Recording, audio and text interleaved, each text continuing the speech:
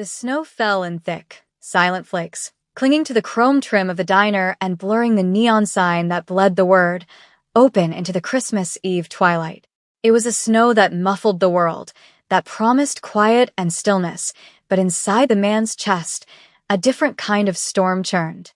He sat in the last booth, the one with its back to the wall and a perfect, unobstructed view of the single entrance and the two exits. Habit. His name was Min, and habit was the armor he wore over his skin. The red vinyl of the seat was cracked and cold, a stark contrast to the warmth of the coffee mug he held between his palms. He didn't drink it. He simply used it as an anchor, a small point of heat in the vast, refrigerated landscape of his life. The organization had insisted on this. A blind date. A performance of normalcy to appease certain partners. They wanted to see a man, not a weapon. A man with ties, with softness, with something to lose. It was a strategic liability he was being forced to adopt, and he resented it with a cold, precise fury. He had scanned the file on the woman, Imani, age 23, caregiver to her nephew, address in a part of the city he wouldn't drive through without 2 cars. The agency that arranged these things was discreet, catering to men who paid for the illusion of a life they could never actually have. She was being paid to sit here with him for 2 hours. A simple transaction. He understood transactions. They were clean, predictable. Unlike the swirling snow, unlike the saccharine Christmas music leaking from the diner's speakers, and unlike the hollow ache in his own ribs that always grew louder this time of year. The bell over the door chimed, a tinny, cheerful sound that grated on his nerves. He didn't look up, not immediately. He watched her reflection first as it moved across the polished surface of the jukebox. A woman, larger than the file photo suggested, shaking snow from her shoulders. She wore a coat that had seen better winters, and beneath it, a sliver of soft pink fabric. She was holding the hand of a small child, a boy bundled so thoroughly against the cold that only his wide, curious eyes were visible. Min's jaw tightened. A child had not been part of the transaction. Children were complications. They were variables in a world that punished miscalculation. He felt a familiar urge to rise, to abort the entire charade and retreat to the sterile silence of his high-rise apartment. But he remained seated, a statue carved from discipline, his hands still wrapped around the cooling mug. This was just another job. Endure. Observe. Depart. The mantra had kept him alive for a decade. He saw no reason it would fail him now. He finally lifted his gaze from the reflection to the reality, just as she spotted him, her expression a mixture of apprehension and weary resolve. For a moment, he forgot she was being paid. She just looked like a woman trying to find a safe harbor in a storm. Imani felt the man's eyes on her before she located his booth. It was a stare that didn't just see. It assessed. It was heavy, like a physical weight in the warm, greasy air of the diner. She squeezed her nephew Noah's hand, a small reassurance that was as much for herself as it was for him. There he is, sweet boy. Be good for Auntie, okay? Noah nodded, his gaze fixed on the miniature Santa figurine glued to the top of the napkin dispenser. The agency had been vague, promising a generous payment for 2 hours of her time. Enough to cover rent for January and buy Noah the ridiculously expensive dinosaur toy he dreamed about. Desperation was a sharp-toothed motivator. It had pushed her past her own fear, past the strangeness of meeting a man whose name she had only learned that afternoon from a sterile email. Mr. Kong. Be polite. Be pleasant. Do not ask personal questions. The rules were simple. She guided Noah into the booth, sliding him onto the vinyl seat before sitting down herself. The man, Mr. Kong, was even more intimidating in person. He was handsome in a severe, sculpted way, with eyes that seemed to hold no light at all. He wore a simple black cashmere sweater that probably cost more than her entire wardrobe. He didn't smile or offer a greeting. He just watched her, his stillness a profound and unsettling contrast to the diner's gentle hum. She unzipped Noah's puffy coat, revealing his small frame and the faded superhero shirt beneath. "This is my nephew, Noah," she said, her voice steadier than she felt. "My sitter canceled last minute. I hope that's okay." The man's gaze flickered to Noah for a bare second before returning to her. His silence was an answer in itself. It was not okay. It was a breach of protocol. She felt a flush of defensive anger. She was doing her best. Wasn't that enough for anyone anymore? She slid Noah a menu and a crayon she brought from home. "Why don't you draw me a picture of that Santa?" she murmured, creating a small, safe bubble for him in this tense, adult space. Then she faced the silent man across from her. "I'm Imani," he gave a curt, almost imperceptible nod. I know his voice was low, a quiet rumble that seemed to vibrate with unspoken power. She saw his hands then, resting on the table. They were perfectly still, elegant and controlled. They looked like hands that could break things without ever raising a sweat. The silence stretched, thick and uncomfortable. Imani, who filled the anxious silences in her life with chatter, found herself at a loss. This man's quiet wasn't empty. It was full. It was a wall, and she had no idea how to breach it. A waitress, a cheerful woman with tinsel in her hair, came to take their order. Imani asked for a hot chocolate for Noah and a coffee for herself. Min ordered nothing. He simply dismissed the waitress with a subtle gesture that was somehow more commanding than a shout. The interaction was a microdisplay of his world, efficient, silent, and entirely on his terms. Imani wrapped her hands around her own mug when it arrived, mimicking his posture. Maybe if she mirrored him, she could understand the language he was speaking. She watched Noah, who was now happily scribbling a wild, yellow sun on the back of a paper placemat, oblivious to the strange gravity pulling all the air out of their booth. He was her anchor, her reason. She was here, in this bizarre Christmas Eve pantomime, for him. She looked back at Min, whose gaze had drifted towards the window, to the endlessly falling snow. His profile was sharp against the frosted glass, and for the first time, she saw something beyond the coldness. It was a profound loneliness, a desolation so deep it seemed to suck the warmth from the air around him. It was a look she recognized. She saw it in the mirror sometimes, in the exhausted hours after Noah was asleep and the apartment was too quiet. The recognition was a small, unsettling spark of connection. The diner's radio, which had been murmuring a series of upbeat holiday tunes, transitioned into a new song. A children's choir began to sing Silent Night. The melody was pure, clear, and achingly sweet. It filled the small space, a sound of uncomplicated innocence. Imani loved this carol. It reminded her of her mother, of Christmases that felt safe and whole.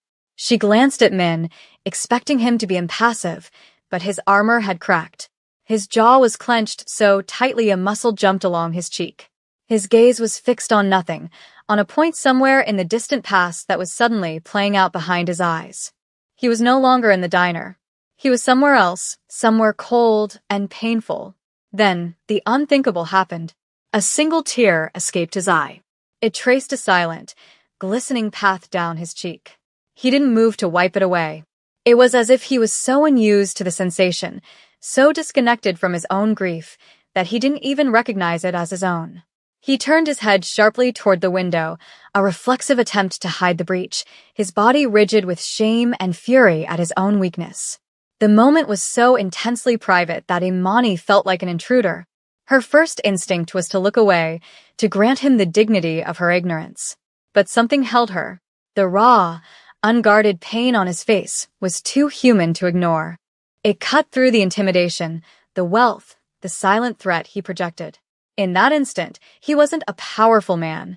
He was just a man who was hurting, on a night when the whole world was pretending to be joyful.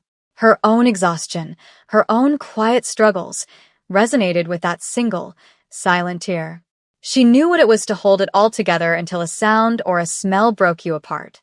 Without thinking, without calculating, she leaned forward slightly, her voice barely a whisper, soft enough not to startle him but firm enough to be heard over the choir. "Don't cry," she said, the words simple, direct. "It's okay. You can borrow me as your girlfriend for the night." It wasn't a flirtation. It wasn't a joke. It was an offering.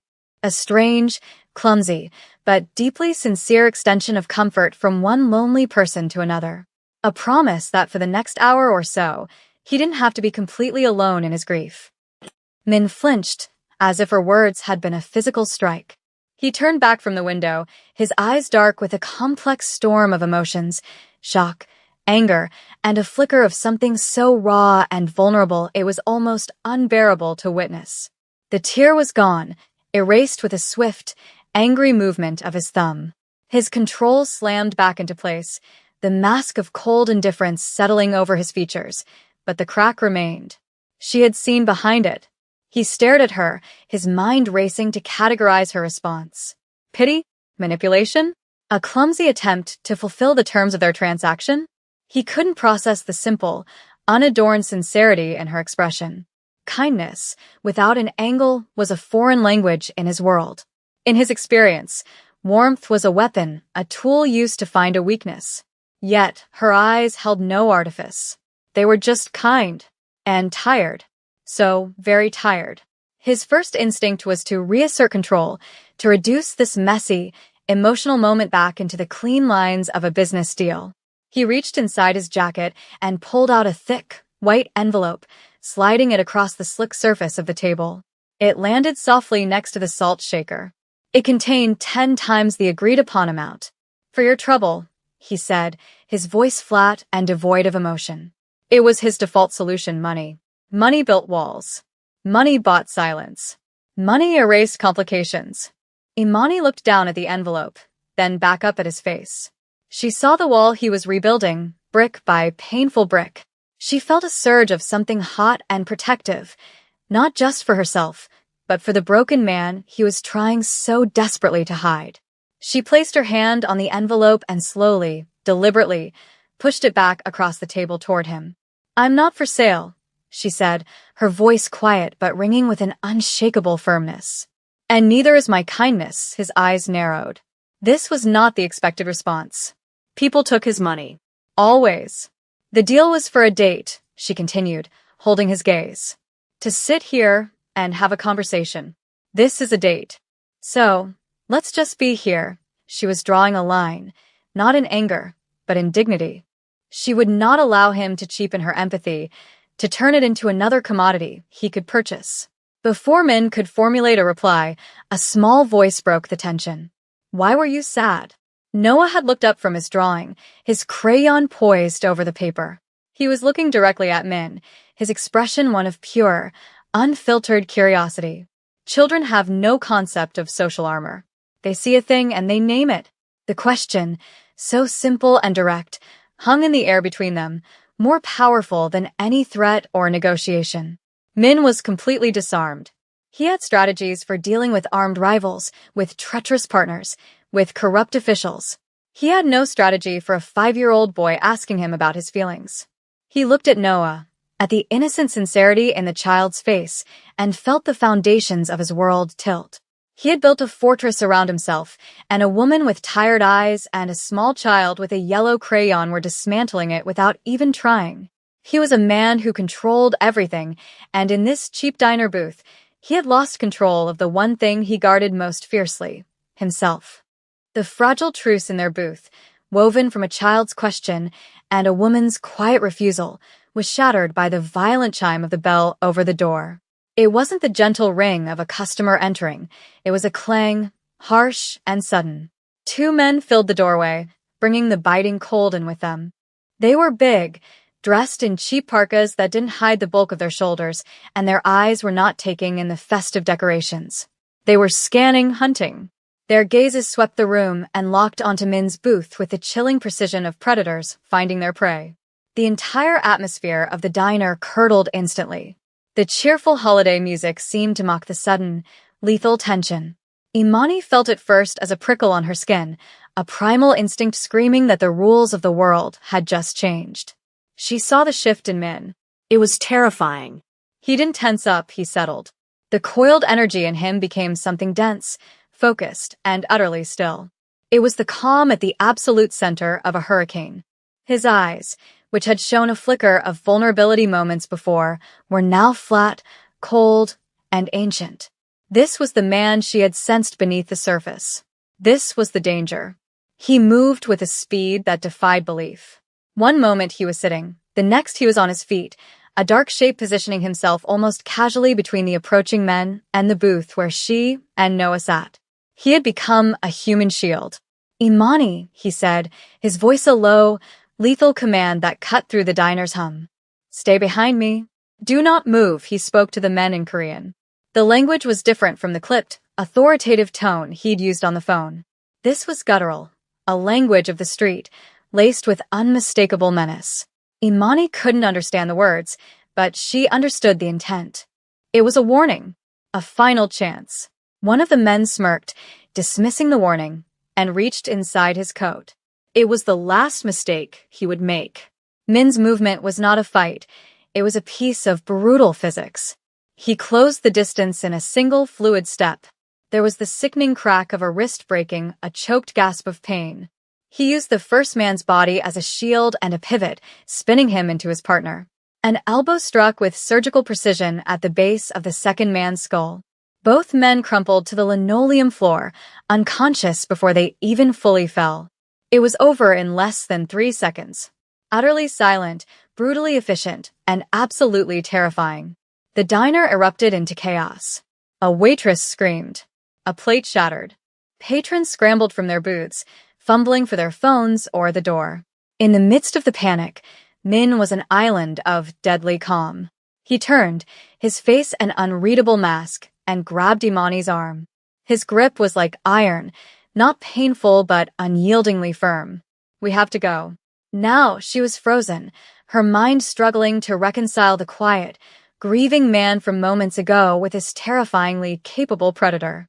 But then she looked at Noah, whose eyes were wide with fear, his bottom lip trembling, and her own fear was burned away by a ferocious, protective instinct. She scooped him into her arms, her body a shield for his, and allowed Min to pull them through the pandemonium and out into the biting, cleansing cold of the Christmas Eve snow. The car was a black hole that swallowed sound.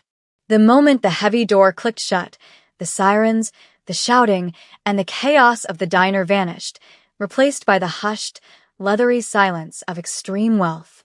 It was a German sedan, anonymous on the outside, a fortress within. The engine was a distant, almost imperceptible hum. Min navigated the snowy streets with an unnerving calm, his hands steady on the wheel, his eyes constantly checking the mirrors. He wasn't fleeing, he was executing a tactical withdrawal. Imani sat in the passenger seat, trembling, her arms wrapped tightly around her own body.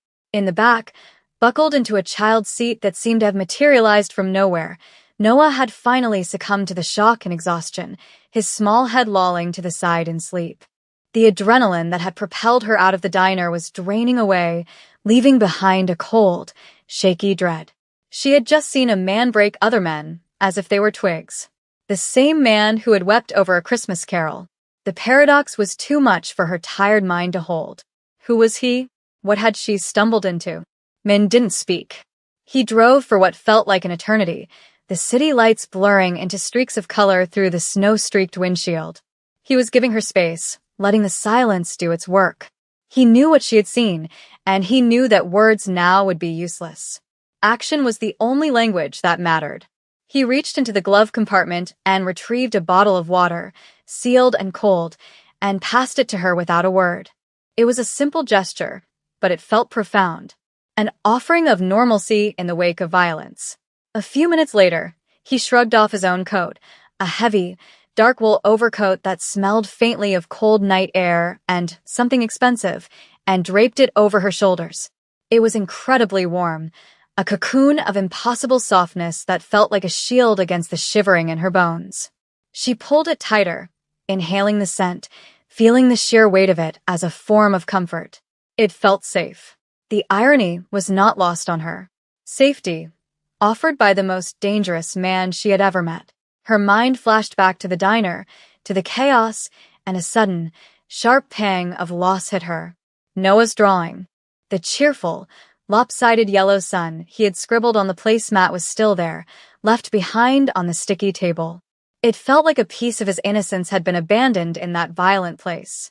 It was a silly thing to worry about after what had just happened, but the thought of that small piece of paper being swept up with the shattered plates and thrown into the trash felt like another violation, another piece of their fragile world broken. They finally pulled into a heated, underground garage, the stark concrete a jarring contrast to the soft snow outside. The building was a sleek, anonymous tower of glass and steel. He led them to an elevator that opened directly into an apartment. It was vast, minimalist, and sterile, furnished with expensive, but impersonal pieces. It looked less like a home and more like a high-end holding cell. "You will be safe here," he said, the first words he'd spoken since the diner. His voice was flat again, the command tone from before replaced by a quiet authority. He showed her the spare bedroom. For the boy, he pointed to a kitchen stocked with unopened, gourmet provisions. "There's food," he was all logistics, all function. He was building walls around them, this time made of concrete and security systems instead of silence and money. He was a protector, but his methods were as unsettling as the threat itself. He retreated to the living area, leaving her to settle Noah into the bed. The child didn't even stir. As she tucked a soft, gray blanket around him, she felt the full weight of her situation crash down on her. She was in a stranger's apartment, a man who moved in a world of casual brutality, and she had no idea what would happen next. She walked back into the living room, her heart pounding. Min was standing by the floor-to-ceiling windows, looking out at the city lights twinkling through the falling snow. He had his phone to his ear, and he was speaking in that same low, authoritative Korean. He was a king in his castle, moving pieces on a board she couldn't even see. The phone call was brief, a series of clipped commands. Min listened to the report from his subordinate, his expression unchanging. The diner had been cleaned. The local police had been placated with a story of a gang-related scuffle, a narrative supported by a generous donation to their benevolent association. The two men were being dealt with, interrogated to find out who had sent them, who had been reckless enough to make a move on Christmas Eve. But that was secondary. The primary objective had shifted. He gave a new set of orders. He recited Imani's address from memory, the one from the agency file. He wanted a full workup on the building, the owner, the neighborhood. He wanted his people to watch the place. He had seen the worn look of her coat, the exhaustion etched around her eyes. He knew what kind of life was lived in apartments at that address. It was a life of vulnerability, of leaky faucets and landlords who preyed on fear. A world away from this climate-controlled tower, but a world whose dangers were just as real, if not as sudden, as a knife in an alley. "And one more thing," he said, his voice dropping even lower. "The booth. The last one on the left. There was a drawing on the table. A child's drawing. A son. Find it." There was a pause on the other end of the line, a flicker of confusion from his lieutenant, a man accustomed to orders involving weapons and surveillance, not crayons. Min didn't elaborate. "Find it," he repeated, the command absolute. He hung up. He turned from the window. Imani was standing in the doorway to the living room, watching him, his coat still wrapped around her shoulders. She looked small and lost in the vast, empty space. He felt a strange, unfamiliar emotion stir within him. It was not pity. It was responsibility. He had pulled her into a storm. The storm was his natural habitat, but it would destroy her. It was his duty, then, to steer her out of it, to deliver her to a shore she couldn't have reached on her own. This was a debt, a transaction of a different kind. Her uncalculated kindness in exchange for his calculated protection. It was the only way he could make sense of the warmth she had offered him, by translating it into the cold, hard currency of safety. He had spent his entire adult life taking things from people, their power, their territory, their lives. Now, for the first time, he felt an overwhelming compulsion to give something back. Not just money, but something real. A shield. A sanctuary. He walked over to the sleek, modern kitchen. He opened a cabinet and took out 2 mugs, his movements precise and silent. He filled a kettle with filtered water and set it to boil. He would make her tea. It was a small domestic act, so alien to his nature that it felt almost revolutionary. It was a beginning, a negotiation for a new kind of peace, in a war she didn't even know he was fighting for her. The next morning, sunlight streamed through the enormous windows, glinting off the pristine surfaces of the apartment. The snow had stopped, leaving the city draped in a blanket of clean, white silence. It felt like the world had been scrubbed clean. Imani had barely slept, dozing fitfully on the plush sofa, her ears attuned to every sound in the unfamiliar space. Noah was still asleep, a small, peaceful lump under the expensive gray duvet. The quiet was absolute, a stark contrast to the constant city hum and noisy neighbors of her own building. It was the kind of quiet that cost a great deal of money. She heard a soft click as the elevator door opened, and her body went rigid.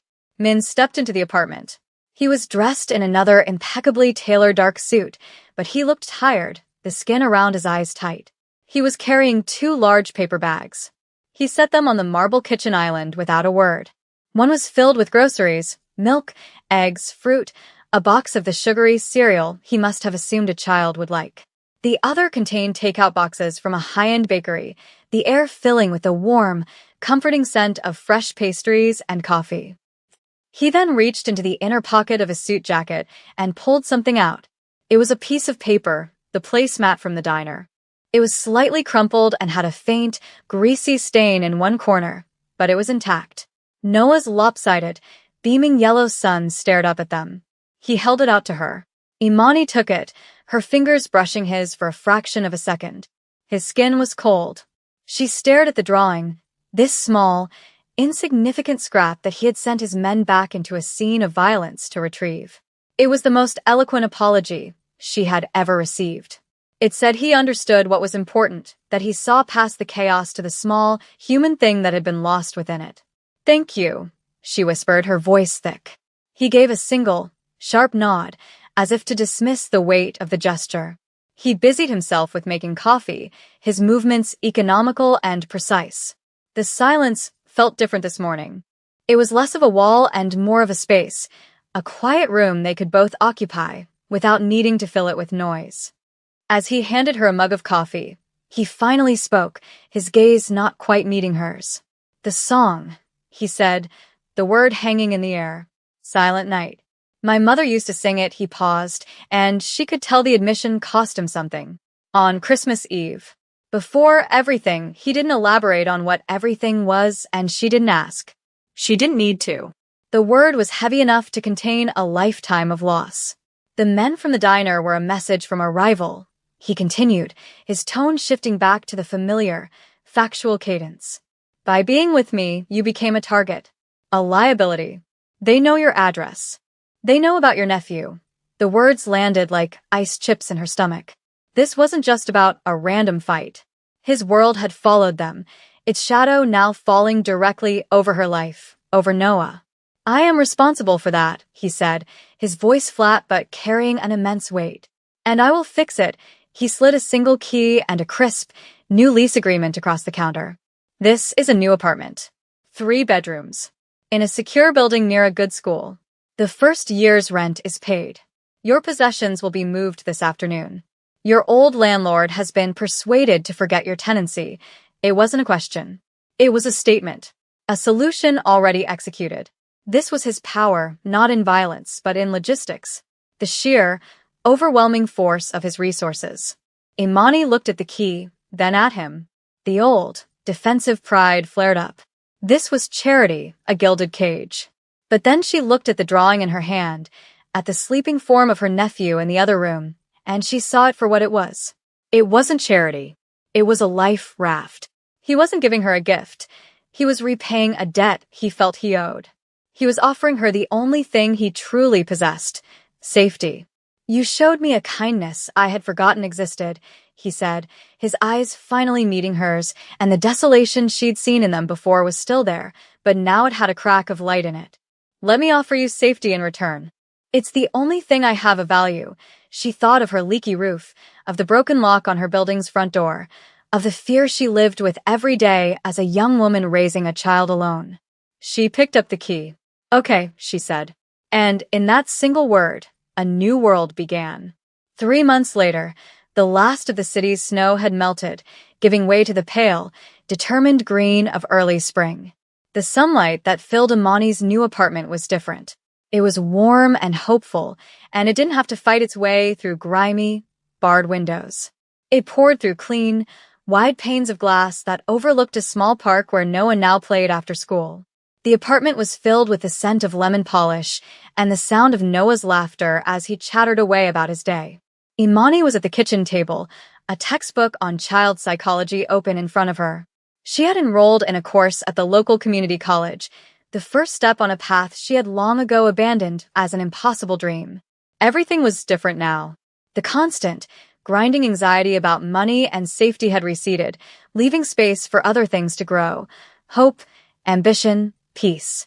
The foundation of this new life felt strange, built upon the bedrock of a violent night, but it was solid. It was real. The doorbell rang, a soft, pleasant chime. It was Min. He came by twice a week, always on the same days at the same time. His visits were quiet rituals. He never stayed long, but his presence had become a strange, anchoring point in their week. Noah ran to the door, yelling his name. Min. You're here. I built a rocket ship. Min entered, and a small, almost imperceptible smile touched his lips as he looked down at the boy. He had shed the severe black suit for dark jeans and a gray Henley, an effort to fit into their world. The armor was still there, in the controlled way he moved, in the constant awareness in his eyes, but it was lighter now. He crouched down to Noah's level, his movements still precise, but no longer threatening. A rocket ship? To where?